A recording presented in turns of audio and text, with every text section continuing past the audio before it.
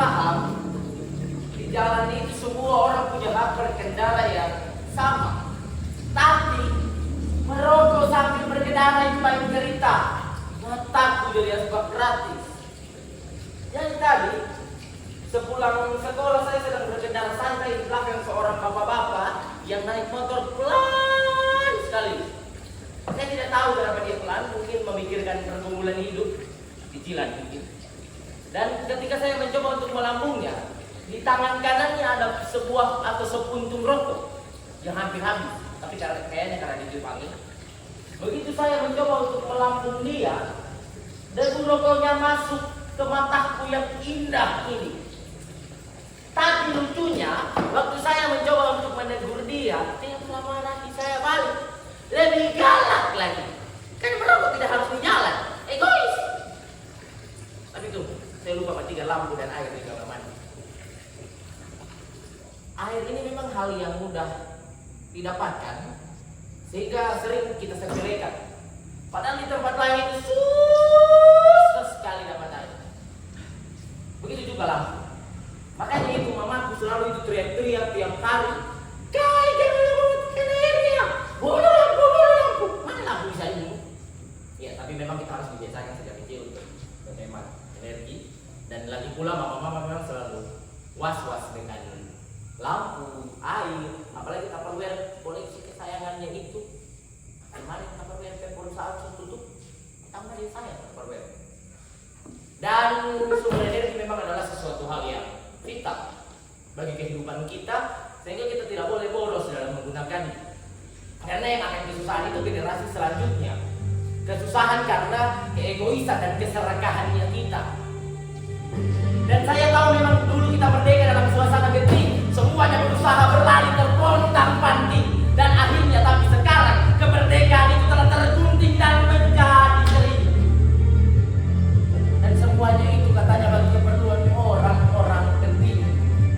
Mereka ingin merdeka dalam versinya masing-masing, merdeka dalam kekayaannya, merdeka dalam pusaran kekuasaannya, menjajah sesamanya dengan kebijakan-kebijakan yang dibangun yang katanya adil, hingga lupa apa arti kebersamaan dengan sesama. Saya juga ingin merdeka. Di jalan mungkin saya memang merdeka, tapi tidak aman. So begitu kena asap, masuk debu lagi mataku ini. Itu yang bikin saya suka jadi One Piece. Karakter utamanya Luffy. Tahu One Piece kan? One Piece ini kemarin sempat viral karena dia punya kapal. Saya juga punya katinting. Di kapalnya itu dia punya bendera yang kemarin sempat viral karena ditakuti oleh para pejabat-pejabat besar. Katanya lambang perlawanan lah, simbol pemberontakan. Tapi saya ingin seperti dia. Dia sama sekali tidak takut terhadap ketidakadilan. Mengarungi lautan menemukan teman-temannya, mencari kebebasan dan One Piece itu.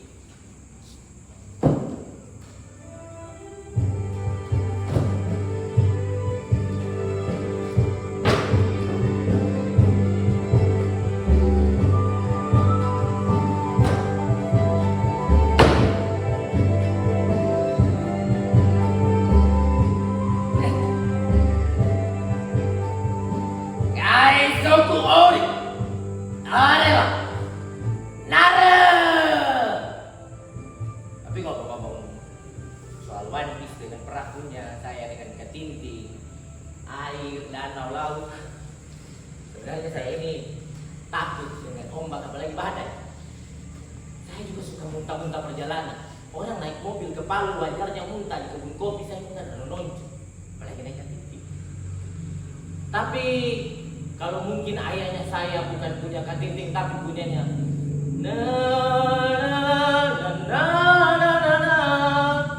kapal Titanic, mungkin saya tidak akan muntah-muntah. Ya meskipun saya memang tidak punya kapal sebesar dan sebagai Titanic, tapi katinting dengan mesin tua ini sangat membantu kehidupan kami. Mesin tuanya itu kalau dinyalakan bunyinya dia sangat membantu kehidupan kami dalam membelah danau sebagai alat transportasi dan juga para nelayan-nelayan dalam mencari ikan di air. Ngomong-ngomong soal air yang katanya sumber kehidupan ini di beberapa tempat lebih mirip seperti kaldu yang warnanya itu coklat kehitaman. Itu kalau kopi itu tidak menarik untuk diseruput warnanya, belum lagi baunya, Tuhan jangan ditanya. Itu SpongeBob saya yakin kalau bisa mengungsi cari tempat tinggal lain akan cari tempat tinggal lain. Tapi bagaimana dia mau cari tempat tinggal lain? Laut saja dipagar, laut dipagari, maksudnya maksud bagaimana? Apakah orang kalau mau turun ke air harus permisi dulu? Assalamualaikum, siang, selamat siang, mau turun ke air. Belum lagi hutan dibabat. Itu ibarat kata kalau ada orang berdiri di sini, datang orang pegang alat cukur rambut dari belakang, tiba-tiba digunduli tanpa permisi. Demikian hutan yang digunduli tanpa permisi diganti dengan barisan sawit yang presisi, teratur dan rapi, bak tentara yang bersiap dalam posisi. Bukan untuk melindungi tapi menciptakan erosi. Tanah kehilangan pegangan kekuatannya, air kehilangan arah. Hutan dibabat diganti sawit.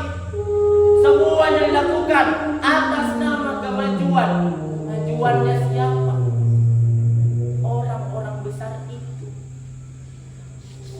Mereka mungkin sibuk rapat sambil bahas efisiensi yang ditemani air jernih, segar dan bersih, mencari alasan-alasan klise sambil mencoba untuk melontarkan pernyataan-pernyataan yang terlihat seperti peduli. Oh, iklim yang berganti, hujan yang curahnya tinggi, melontarkan maaf dan janji seolah-olah dari hati. Saya jadi ingat film dan adegannya saya itu di tenggelamnya kapal pandemi.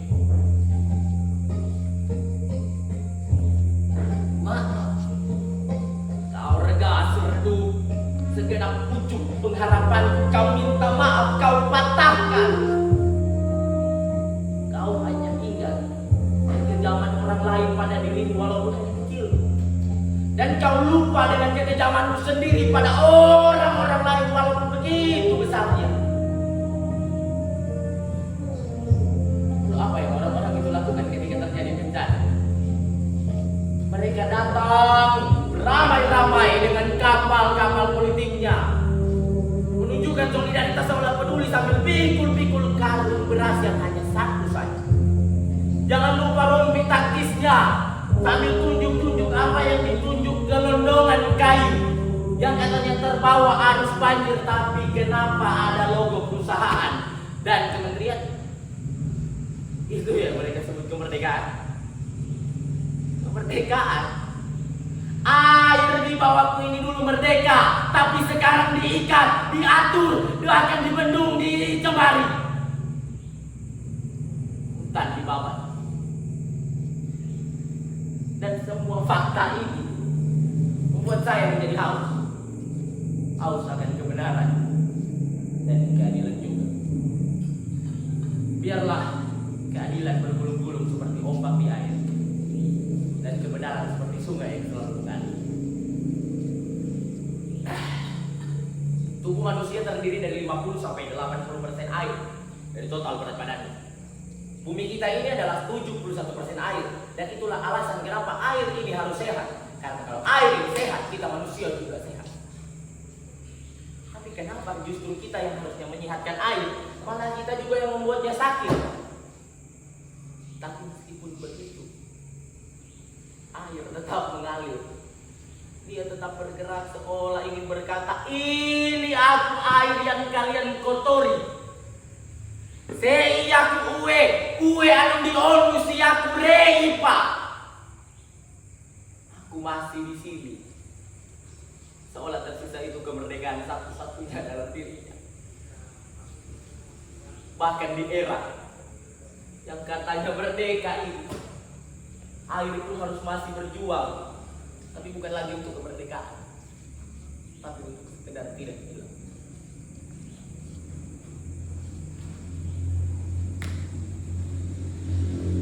Kemerdekaan Awalnya memang terdapat kebebasan, tetapi seharusnya di dalam kebebasan itu kita harus bertanggung jawab. Itulah kata kuncinya. Jika pada akhirnya semuanya dieksploitasi, tanda air hutan ditukar dengan uang, di ujung hari nanti kita akan sadar bahwa kita tidak akan pernah bisa makan dan minum uang.